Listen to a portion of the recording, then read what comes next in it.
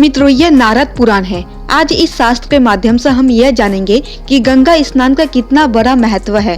मित्रों, शायद ही आप जानते होंगे कि सच में गंगा स्नान का कितना महत्व है। शास्त्रों में मित्रों माता गायत्री और माँ गंगा को कामधेनु कहा गया है, यानी कि जो मांगो वो तत्काल दे देती है। पग पग पर हर एक अपराध को क्षमा करने वाली एक माता ही हो सकती है। मित्रों, इस गंगा महात्म्य को जानकर हम उम्मीद करेंगे कि आप गंगा स्नान अवश्य करेंगे और आने वाली कार्तिक पूर्णिमा में तो आप गंगा स्नान अवश्य करें। इसके पहले मित्रों बता दे, आप हमारे वीडियो देख तो लेते हैं लेकिन आप हमारे चैनल को सब्सक्राइब नहीं करते। मित्रों प्लीज आप हमारे चैनल को सब्सक्राइब कर दे। तो आइए मित्रों शुरू करते हैं। गंगा यमुना संगम प्रयाग काशी तथा गंगा एवं गायत्री की महिमा। सूत जी कहते हैं, भगवान की भक्ति का यह महात्म्य सुनकर नारद जी बहुत प्रसन्न हुए।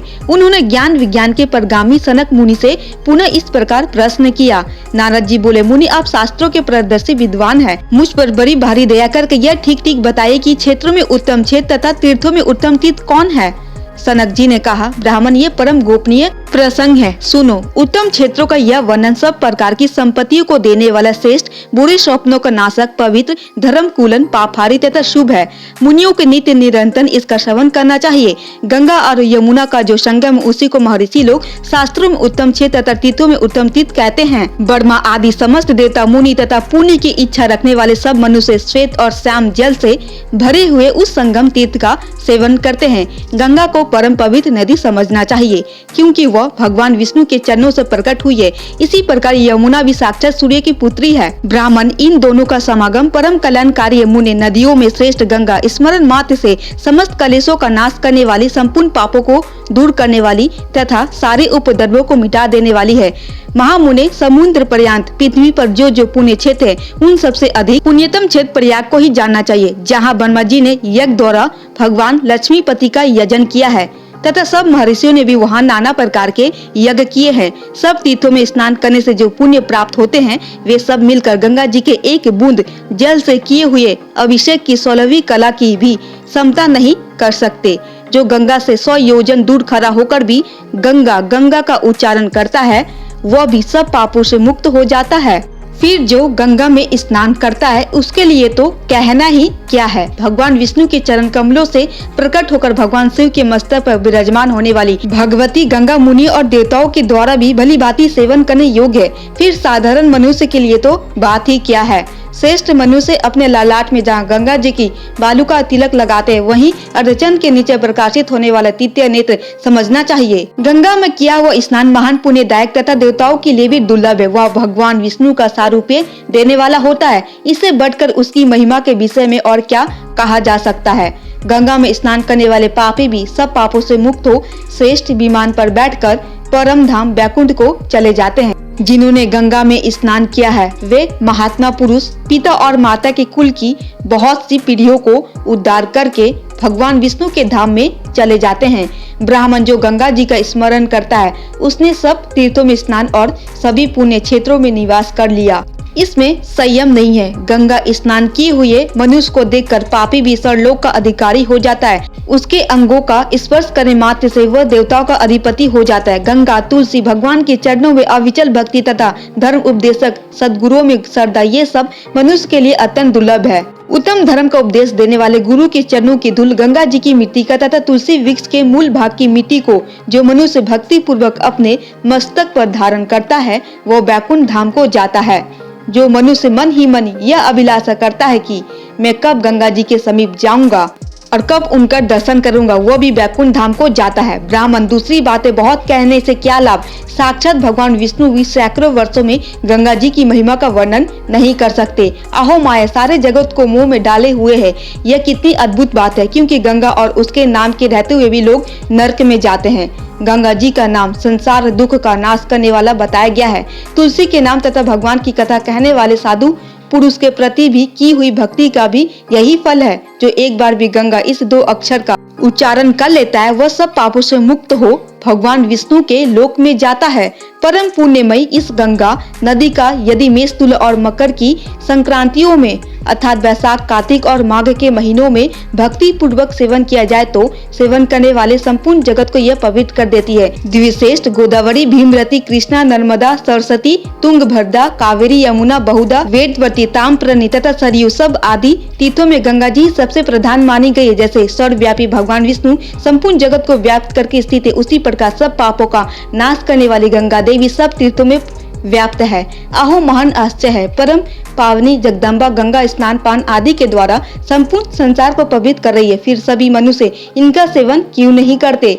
इसी प्रकार विख्यात काशीपुरी भी तीर्थों में उत्तम तीर्थ और क्षेत्रों में उत्तम क्षेत्र, समस्त देवता उसका सेवन करते हैं। इस श्लोक में कान वाले पुरुषों के भी वे ही दोनों कान धन्य हैं और वे ही बहुत से शास्त्रों का ज्ञान धारण करने वाले हैं, जिनके द्वारा बारंबार काशी का नाम श्रवण किया गया है। द्विश्रेष्ठ जो मनुष्य अभिमुक्त क्षेत्र काशी का स्मरण करते हैं, वे सब पापों का नाश करके भगवान श्री के लोक में जाते हैं। मनुष्य 100 योजन दूर रहकर भी यदि अभिमुक्त क्षेत्र का स्मरण करता है तो वो बहुतेरे पातकों से भरा होने पर भी भगवान शिव के रोग शोक रहित नित्य धाम को चला जाता है। ब्राह्मण जो प्राण निकलते समय अभिमुक्त क्षेत्र का स्मरण कर लेता है, वह भी सब पापों से छूटकर शिव धाम को प्राप्त हो जाता है।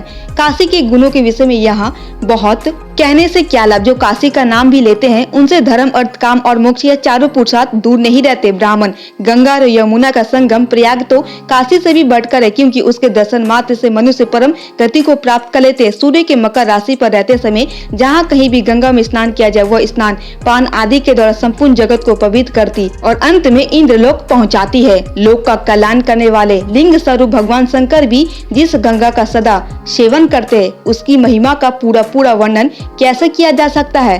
शिवलिंग साक्षात श्री हरि रूप है और श्री हरि साक्षात शिव लिंग रूप है। इन दोनों में थोड़ा भी अंतर नहीं है। जो इनमें भेद करता है उसकी बुद्धि खोटी है। अज्ञान के समुद्र में डूबे हुए पापी मनुष्य आदि अंतर आदि भगवान विष्णु और शिव में भेदभाव करते हैं। जो संपूर्ण जगत के स्वामी और कारणों के भी कारण है, वे भगवान विष्णु ही प्रलय काल में रुद्र रूप धारण करते हैं, ऐसा विद्वान पुरुषों का कथन है। भगवान रुद्र ही विष्णु रूप से संपूर्ण जगत का पालन करते हैं। वे ही ब्रह्मा जी के रूप से संसार की सृष्टि करते तथा अंत में हर रूप से वे ही तीनों लोकों का संहार करते हैं। जो मनुष्य भगवान विष्णु, शिव तथा ब्रह्मा जी में भेद बुद्धि करता है, वह अत्यंत भयंकर नरक में जाता है। जो भगवान शिव, विष्णु और ब्रह्मा जी को एक रूप से देखता है, वह परम आनंद को प्राप्त होता है। यह शास्त्रों का सिद्धांत है। जो अनादि सर्वज्ञ जगत के आदि स्रष्टा तथा सर्वव्यापक है, वे भगवान विष्णु ही शिवलिंग रूप से काशी में विद्वान है। काशीपुरी का विश्वेश्वर लिंग ज्योतिर्लिंग कहलाता है। श्रेष्ठ मनुष्य उसका दर्शन करके परम ज्योति को प्राप्त होता है। जिसने त्रिभुवन को पवित्र करने वाले काशीपुरी की परिक्रमा कर ली, उसके द्वारा समुद्र, पर्वत तथा 7 दीपों सहित पृथ्वी की परिक्रमा हो गई। धातु, मिट्टी, लकड़ी, पत्थर अथवा चित्र आदि से जो भगवान शिव अथवा विष्णु की निर्मल प्रतिमाएं हैं, उन सब में भगवान विष्णु विद्यमान है। जहाँ तुलसी का बगीचा, कमलों का वन और पुराणों का पाठ हो, वहाँ भगवान विष्णु स्थित रहते हैं। ब्राह्मण पुराण की कथा सुनने में जो प्रेम होता है, वह गंगा स्नान के समान है तथा पुराण की कथा कहने वाले व्यास के प्रति जो भक्ति होती है, वह प्रयाग के तुल्य मानी गई है। जो पुराणोक्त धर्म का उपदेश देकर जन्म मृत्यु रूप संसार सागर में डूबे हुए जगत का उद्धार करता है, वह साक्षात श्री हरि स्वरूप बताया गया है। गंगा के समान कोई तीर्थ नहीं है, माता के समान कोई गुरु नहीं है, भगवान विष्णु के समान कोई देवता नहीं है तथा गुरु से बढ़कर कोई तत्व नहीं है। जैसे चारों वर्णों में ब्राह्मण, नक्षत्र में चंद्रमा तथा सरोवर में समुद्र श्रेष्ठ, उसी प्रकार पुण्य तीर्थ और नदियों में गंगा सबसे श्रेष्ठ मानी गई है। शांति के समान कोई बंधु नहीं है, सत्य से बढ़कर कोई तप नहीं है, मोक्ष से बड़ा कोई लाभ नहीं है और गंगा के समान कोई नदी नहीं है। गंगा जी का उत्तम नाम पाप रूपी वन को भस्म करने के लिए दावानल के समान है। गंगा संसार रूपी रोगों को दूर करने वाली है, इसलिए यत्न पूर्वक उनका सेवन करना चाहिए। गायत्री और गंगा दोनों समस्त पापों को हर लेने वाली मानी गई है। नारद जी जो इन दोनों के प्रति भक्ति भाव से रहित है, उसे पतित समझना चाहिए। गायत्री वेदों की माता है और गंगा संपूर्ण जगत की जननी है। वे दोनों समस्त पापों के नाश का कारण है। जिस पर गायत्री प्रसन्न होती है, उस पर गंगा भी प्रसन्न होती है। वे दोनों भगवान विष्णु की शक्ति से संपन्न है, अतः संपूर्ण कामनाओं की सिद्धि देने वाली गंगा और गायत्री धर्म, अर्थ, काम और मोक्ष इन चारों पुरुषार्थों के फल स्वरूप में प्रकट हुई है। यह दोनों निर्मल तथा परम उत्तम है और संपूर्ण लोकों पर अनुग्रह करने के लिए प्रवृत्त हुई है। मनुष्य के लिए गायत्री और गंगा दोनों अत्यंत दुर्लभ है। इसी प्रकार तुलसी के प्रति भक्ति और भगवान विष्णु के प्रति सात्विक भक्ति भी दुर्लभ है। आहो महाभाग गंगा स्मरण करने पर समस्त पापों का नाश करने वाली, दर्शन करने पर भगवान विष्णु का लोक देने वाली तथा जल पीने पर भगवान का सारूप्य प्रदान करने वाली है। उनमें स्नान कर लेने पर मनुष्य भगवान विष्णु के उत्तम धाम को जाते हैं। जगत का धारण पोषण करने वाले सर्वव्यापी सनातन भगवान नारायण गंगा स्नान करने वाले मनुष्य को मनोवांछित फल देते हैं। जो श्रेष्ठ मानव गंगा जल के एक कण से भी अभिषिक्त होता है, वह सब पापों से मुक्त हो परम धाम को प्राप्त कर लेता है। गंगा के जल बिंदु का सेवन करने मात्र से राजा सगर की संस्कृति परम पद को प्राप्त हुई। तो मित्रों, उम्मीद करते हैं कि आप अच्छी तरह से समझ गए होंगे कि माता गंगा की कितनी बड़ी महिमा है। यदि आप माता गंगा को प्रसन्न कर लेते हैं, उसमें स्नान कर लेते हैं, तो इससे श्री हरि भी प्रसन्न होते हैं। मित्रों, उम्मीद करते हैं ये छोटा सा ज्ञानवर्धक वीडियो आपको जरूर पसंद आया होगा।